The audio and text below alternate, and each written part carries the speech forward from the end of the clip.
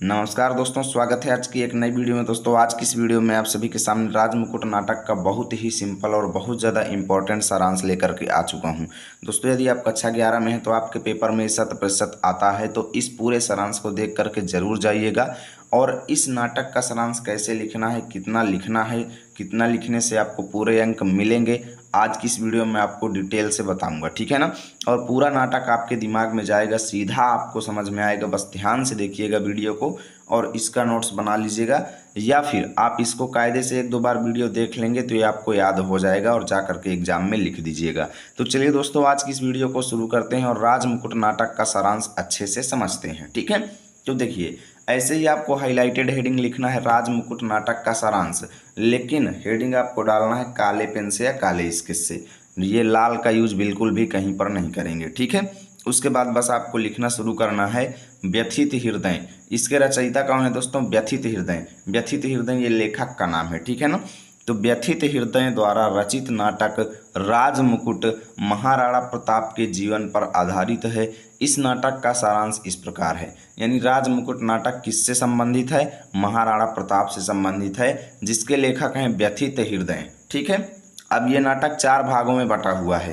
प्रथम अंक, द्वितीय अंक, तृतीय अंक और चतुर्थ अंक। तो चारों अंकों यानी चारों भागों का हम डिटेल से देखेंगे। तो पहले डालेंगे हेडिंग प्रथम अंक और लिखेंगे इसमें महाराणा प्रताप के पूर्व की पृष्ठभूमि का उल्लेख किया गया है, ठीक है। राणा से पहले मेवाड़ के सिंहासन पर जगमल राज करता था। कौन करता था? जगमल। किससे पहले? महाराणा प्रताप से पहले मेवाड़ के सिंहासन पर जगमल नाम का राजा राज करता था, ठीक है। जिसको प्रजा की समस्याओं और राज्य की कोई चिंता नहीं थी, मतलब निरंकुश राजा था। उसको प्रजा की समस्याओं और राज्य की कोई भी चिंता नहीं थी, ठीक है। उसके चापलूस सेवक जनता पर अत्याचार करते थे, जिससे क्रोधित जनता राजभवन में जाकर जगमल का राजमुकुट उतार कर महाराणा प्रताप के सिर पर रख देती है, ठीक है। यानी जनता उससे ऊब आ चुकी थी, क्रोधित हो चुकी थी, तो उसका राजमुकुट जो है उतार करके महाराणा प्रताप के सिर पर रख देती है। और महाराणा प्रताप देश की एकता और स्वतंत्रता का संकल्प लेते हैं। यानी यहाँ से महाराणा प्रताप के राजा बनने का वर्णन है, ठीक है। उसके बाद अब आपको हेडिंग डालना है द्वितीय अंक, और द्वितीय अंक में लिखेंगे दोस्तों कि प्रताप के सिंहासन पर बैठते ही राज्य संपन्न और सुखी हो गया। यानी जैसे ही महाराणा प्रताप राजा बने, राज्य में संपन्नता आ गई, सुख समृद्धि भर गई, लोग उनसे प्रसन्न हो गए, ठीक है। आगे लिखेंगे एक दिन राणा प्रताप और उनके भाई शक्ति सिंह में एक सुअर के शिकार पर विवाद छिड़ जाता है। ध्यान देना, राणा प्रताप और उनके भाई कौन है? शक्ति सिंह।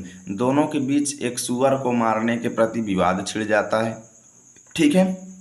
विवाद बढ़ते बढ़ते युद्ध का रूप ले लेता है। तभी बीच में पुरोहित आ जाते हैं, जो घटना स्थल पर आत्महत्या कर लेते हैं, जिसका आरोप शक्ति सिंह पर लग जाता है, ठीक है। जिसका आरोप किसके ऊपर लग जाता है? शक्ति सिंह पर लग जाता है। और प्रताप शक्ति सिंह को राज्य से बाहर निकाल देते हैं, ठीक है। यानी महाराणा प्रताप शक्ति सिंह को क्या करते हैं? अपने राज्य से बाहर निकाल देते हैं। तो जैसे ही महाराणा प्रताप शक्ति सिंह को अपने राज्य से बाहर निकालते हैं, तो वो क्या करता है कि अकबर के पुत्र सलीम से मिल जाता है।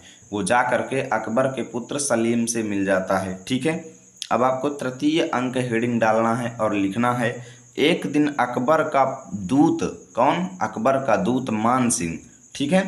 मान सिंह ये एक नाम है, ठीक है। अकबर के दूत का नाम है, जिसका नाम है मान सिंह। मान सिंह राणा से मिलने के लिए आते हैं, ठीक है।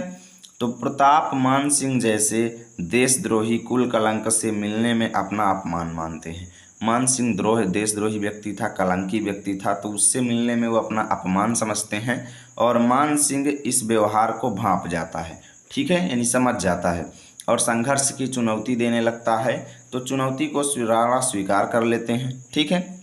आगे लिखेंगे युद्ध की तैयारियां होने के बाद हल्दी घाटी में घमासान युद्ध होता है। प्रताप मान सिंह को ढूंढते ढूंढते सैनिकों के बीच फंस जाते हैं। आगे लिखेंगे चंदावत राणा का राजमुकुट अपने सिर पर रख लेता है। चंदावत जो है उसने क्या किया कि राणा का राजमुकुट अपने सिर पर रख लिया और प्रताप की जान बच जाती है, ठीक है।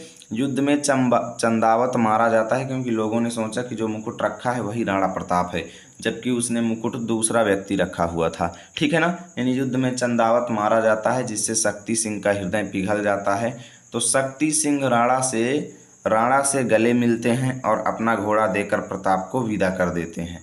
ठीक है, क्या करते हैं, अपना घोड़ा दे करके प्रताप को विदा कर देते हैं। ध्यान देना, ये वही शक्ति सिंह हैं जिनसे एक घोड़े को मारने के प्रति विवाद हुआ था। ध्यान देना, वही शक्ति सिंह हैं जो महाराणा प्रताप के भाई हैं। वही शक्ति सिंह हैं जिनको राज्य से निकालने के बाद जैसे ही महाराणा प्रताप ने राज्य से निकाला तो वो जा करके अकबर के पुत्र सलीम से मिल गए थे। लेकिन जैसे ही चंदावत ने राणा को बचाने के लिए अपनी जान दे दिया तो शक्ति सिंह का हृदय पिघल गया और वो भी अपने भाई का साथ देने लगा। ठीक है, अब चतुर्थ अंक हेडिंग डालेंगे और लिखेंगे, हल्दी घाटी के युद्ध के बाद अकबर स्वयं प्रताप की देशभक्ति और वीरता का लोहा मानता है।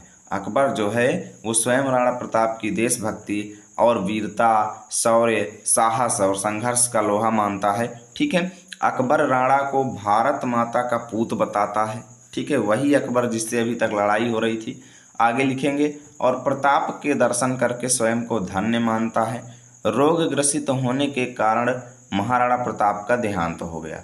ठीक है, ये आपको यहाँ से लेके यहाँ तक पूरा लिखना है नाटक का सारांश। दोस्तों, इतना अगर आप लिखते हैं तो इस नाटक से आपका एक भी अंक नहीं कटेगा।